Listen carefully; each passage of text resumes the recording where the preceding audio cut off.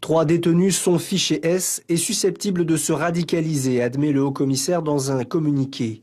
Ils sont isolés des autres prisonniers car en plus de leur comportement et de leurs propos violents, ils approuvent les dernières actions terroristes revendiquées par l'État islamique, dont notamment celle de Nice.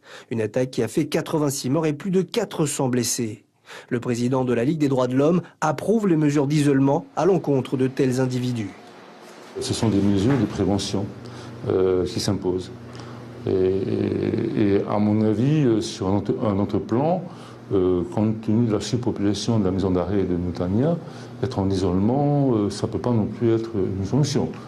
Pour le haut-commissaire, il n'y a pas lieu de créer de psychose. La situation sur le sujet de la radicalisation est, je cite, préservée et rien ne justifie que je prenne des mesures particulières. Les messages sur les réseaux sociaux sont mitigés, parfois sereins et parfois inquiets. La sénatrice Lana Tetuanui, elle, demande l'état d'urgence pour la Polynésie. Il s'agissait en avant de pouvoir prétendre des moyens de renforcement de tout ce personnel, gardien de prison peut-être, le renforcement de notre police nationale. Le phénomène a atteint nos eaux. Qu'est-ce qu'on fait aujourd'hui? Est-ce que vous allez étendre aussi le dispositif? Le haut-commissaire rappelle que le fichage S concerne toutes les personnes qui pourraient causer des troubles à l'ordre public, mais il n'entraîne aucune mesure particulière, seulement un suivi de la personne fichée. Il y a donc désormais 3 personnes qui figurent sur le fichier S en Polynésie française. 3 détenus, dont l'un a été jugé hier en comparution immédiate suite à des violences commises à l'encontre des surveillants pénitentiaires de Noutania. Il a aussi mis le feu à sa cellule et déclaré qu'il fallait tuer tous les mécréants. On parle régulièrement de ces fiches S à chaque nouvel attentat en France, puisque la grande majorité des terroristes étaient fichés. Alexandre Lequeré, bonsoir.